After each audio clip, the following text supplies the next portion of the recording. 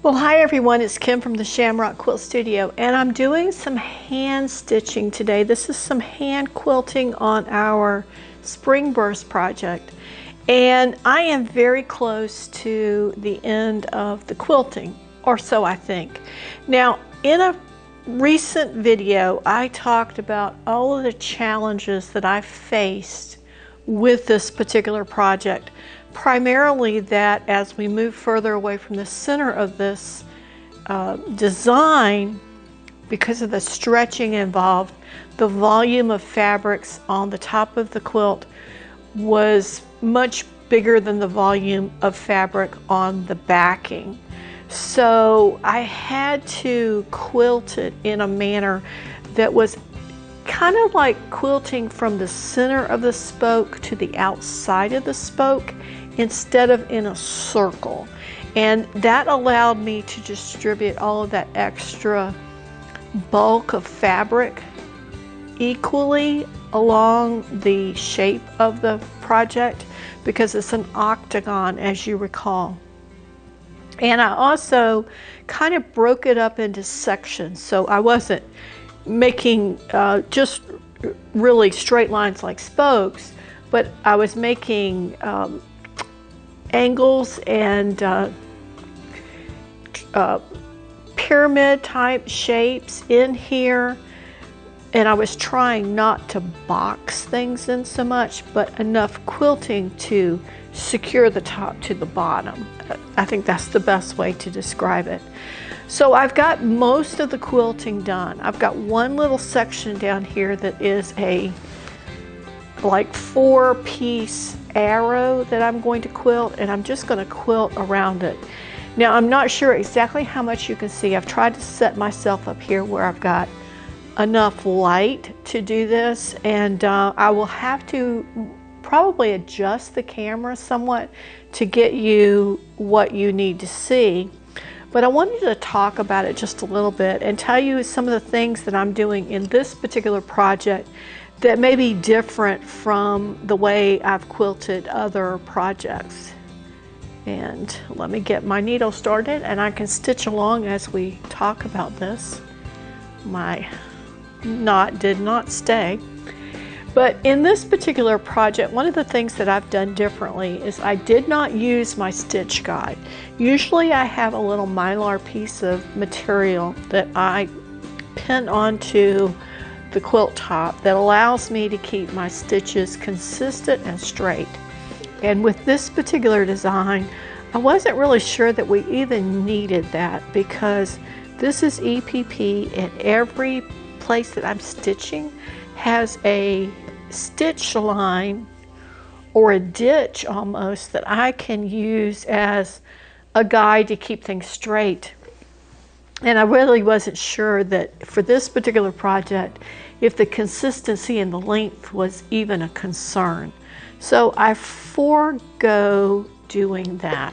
And that kind of helped speed things up a little bit, because I didn't need to worry about really focusing too much on the length of the stitches or where that guide was put, and moving it along as I stitched. And I tried to make stitches that were about 1/8 of an inch long, both on the top and the bottom. I do like my space between stitches on the top to be a little bit shorter than the actual stitch. I just find that aesthetically pleasing, and kind of my signature about how I do my stitches. I am not striving for a tiny stitch. I also, for those of you who may be new here, I also don't have a rocking stitch. I have something like a stab stitch. And usually I have my right hand doing most of the work, but I'm trying to train myself to be able to use one hand on top and one hand on the bottom, the same way that someone who was rocking, they're going to use their dominant hand on the top and their other hand on the bottom. And what I do is I use my dominant hand underneath and my other hand on top, primarily because I have a little more control with that needle in my dominant hand, And because I am coming up blind from the bottom to the top, I like that little bit of control that helps me to put that stitch right where I want it. Now, I have had a lot of trouble with this particular project with my thread tangling. And it was so bad when I first started. I had a spool of this Americana thread, which is my favorite, that I was using. And I'm telling you, I would cut a strip probably about that long and start stitching. And I would get about 4 to 10 stitches in, and it would tangle up. And what would happen is actually one thread would go through the other thread. And it got so bad that I had to keep cutting it and then going back and fixing the stitches. I finally took that spool of thread and threw it in the trash. I don't know if there was something wrong with that particular spool of thread, or if it was just old, if it had gotten too damp. I just really don't know, but I figured it would be better just to stop it entirely. So I've started stitching here on this, and I'm going to adjust my camera so you can see a little bit better what I'm stitching. Okay, so we're going to pick up again, and we may have to stop and start. There's a lot of noise outside, but we'll do what we can here and just try to get it together. But I'm going to start stitching down this side here, and I have adjusted all the lights, so I think you've got a pretty good look at what's happening. And I'm just stitching up and down this area. And like I said, I prefer to use that left hand. I'm kind of training that left hand to do a little more stitching.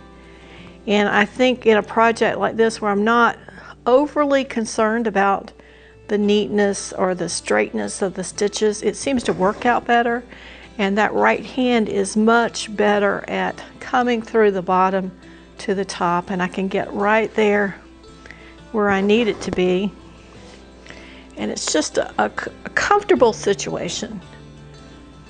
And see, this one, this thread has already done that again, where it's knotted itself and pulled the knot up to here.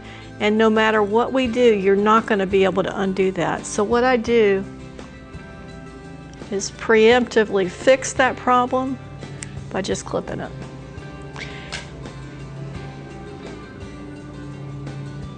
And then if that's long enough, I'll use it. If not, I'll just toss it. The one nice thing about the Americana thread is if you have a lot of waste with it, it's really not that big a deal because it's not an expensive thread.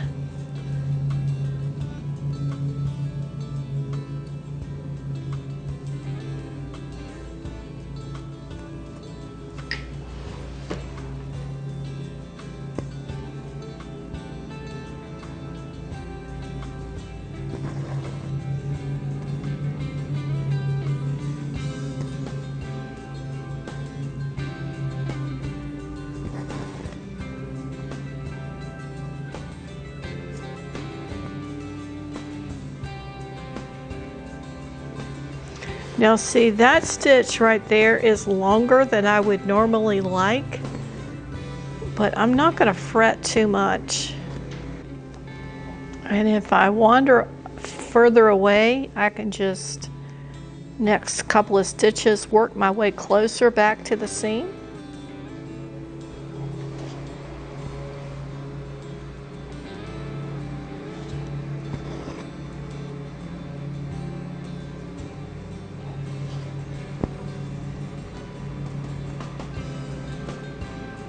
And as I get to this corner here, I'm going to bring my needle up, and I'm going to take the point of my scissors and just make sure that that tail from that dark green piece is tucked up in there.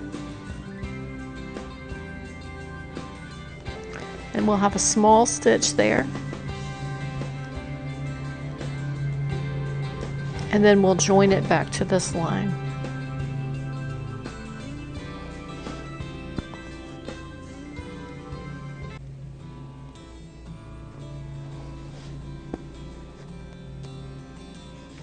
And you can see how fast that really goes.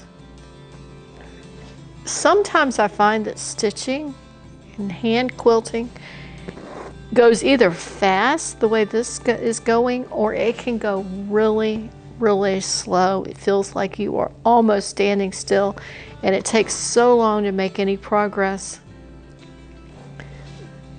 But this has really, other than the thread issues, it's going pretty quickly. And you can see that in this hoop, it's stretched a bit because you can see the stitches here. I've tried to put this in the hoop where there's a little bit of tension on it, both from the bottom and the top, but you can see how loose this is. This is probably a little more like most folks would quilt. They like that more of a loose situation in their hoop. I like mine generally to be pretty snug so that I know there are no folds or creases below. But in this situation, I didn't want to pull it too tight because we've got all that extra fabric on top, and I wanted to keep it kind of matched up to the bottom. So we just pull it snug enough that everything's smooth, but not so much that it has a lot of tension. And on the underside, it's pretty much the same way, just making sure that this, in this area where we're stitching, it's all smooth underneath.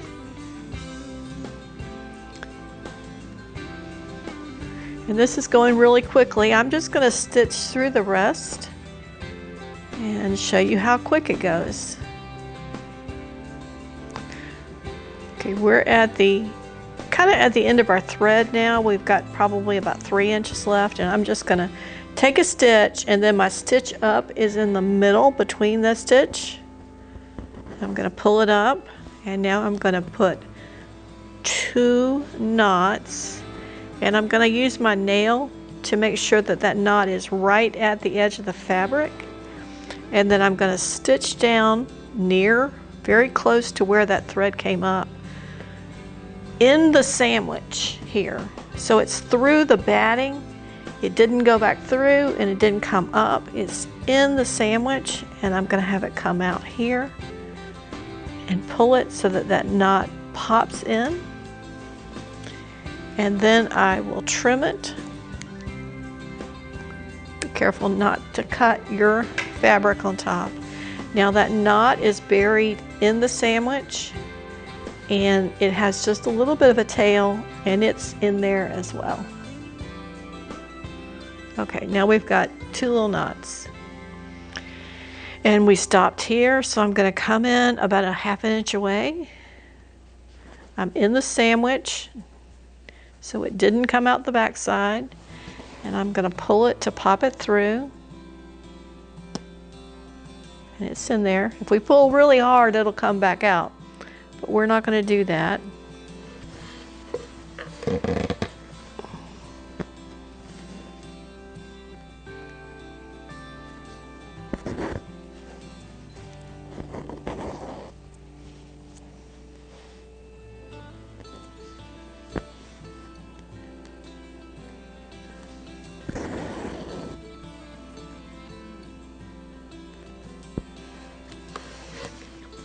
Now usually when I have this positioned with my light, I like my light over here.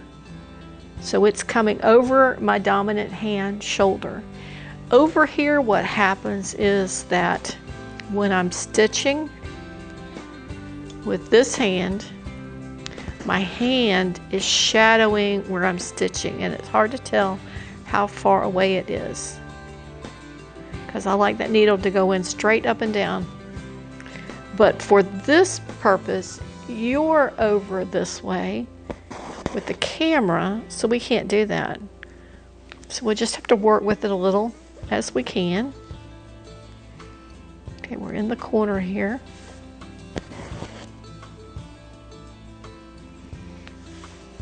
And because we're stitching white thread on white fabric, there's really a lot of leadway we have here because that thread, other than the indentation it makes, just kind of disappears.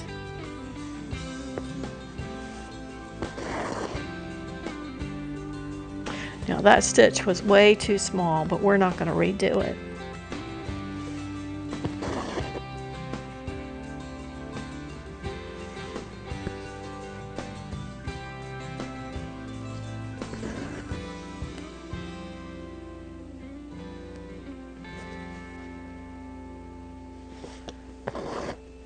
And I don't know if you're noticing, but I'm kind of switching back and forth from one hand to the other. It is more comfortable, of course, to stitch with that other hand. So if I'm not reminding myself what I'm trying to accomplish here in teaching this other hand, I will revert back to my right hand. Now, we haven't been on here very long, I don't think, and we are almost around. We just have this little section here to go to get this finished. And I think, if I remember correctly, this is the last portion of this project that's going to need hand stitching right now anyway. We may decide to come back and put some on later, but right now that may be all.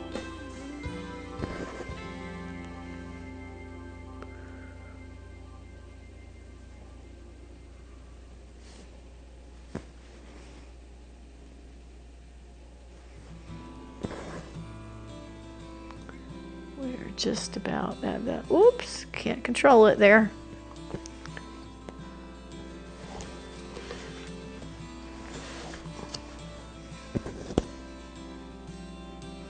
And you want to take advantage of using that stitching to make sure that you're catching these different pieces of fabric to secure them where they need to be secured. So in this corner where you have 4 coming together, you can use that quilting stitch to make sure that the 2 are up against each other as they need to be by pulling it just a little snugger.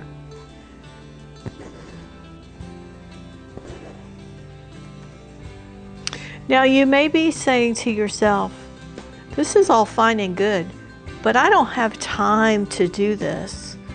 Well, you may not have the same kind of time that I do. You may have a schedule that might make this difficult, but it is possible to do things like this even when you have a very tight schedule. If you're working on a little project, you could always take it with you. Now, something this big probably isn't practical to run around town with this project, especially since it probably would touch the ground as you're quilting on it. But there are other processes in quilting that are very portable. And also keep in mind too that to sit down and do this, what are we looking at? I think we've spent maybe 15 minutes, 20 minutes max doing this one little section. And I think that most of us could probably find that amount of time in one day.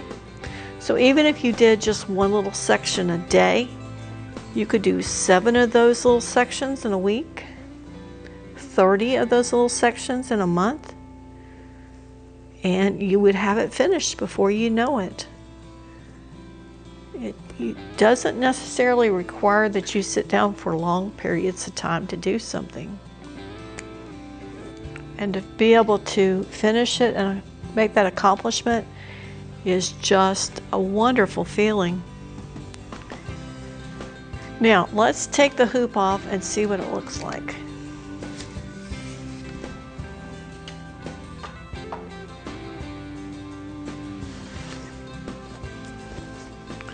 That's what it looks like. And then the back side, this is what we did.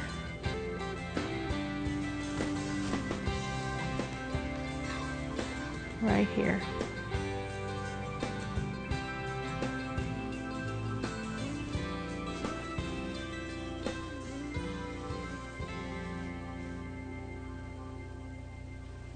There's the 2 points and the point at the top. And you can see that everything's smooth there. There are places, let me set this down. It's not going there. I'm always very careful with this because I don't want it to break.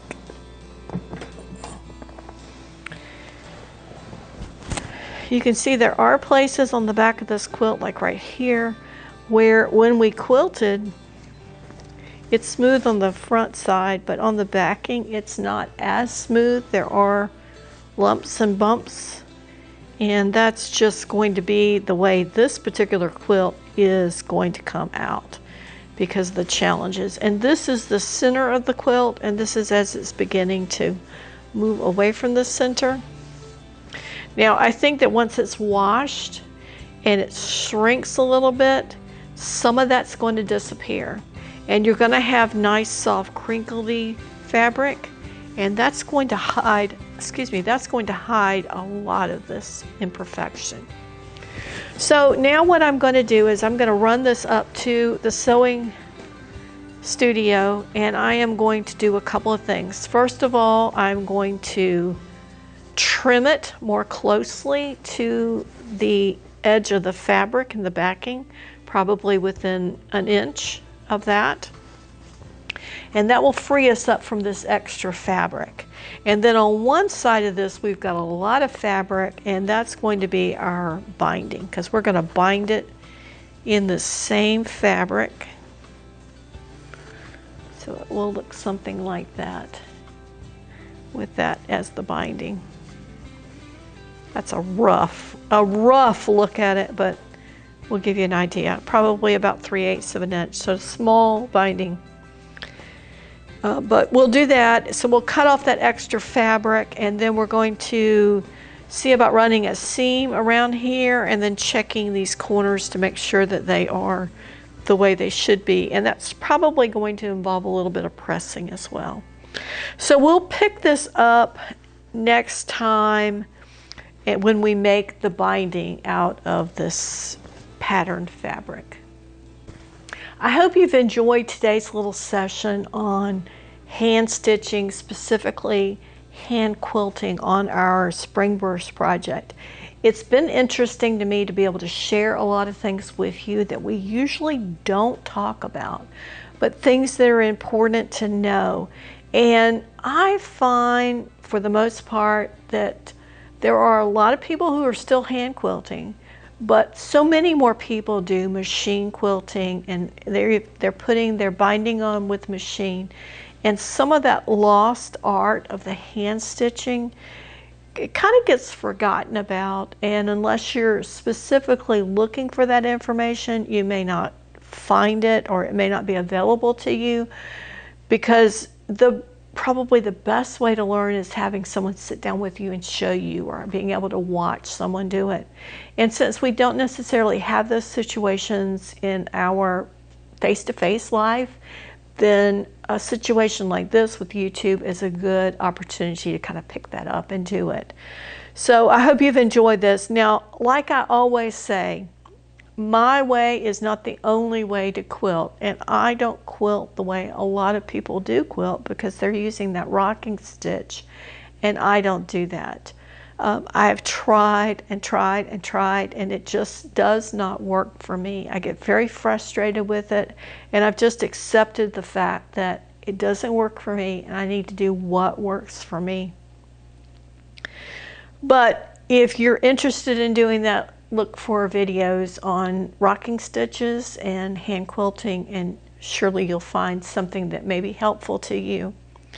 Again, I hope you've enjoyed this today and found something helpful with it. Be sure to give me a thumbs up if you like the video, subscribe to the channel, and I'll be here quilting. I'll see you next week at the Shamrock Quilt Studio. Bye.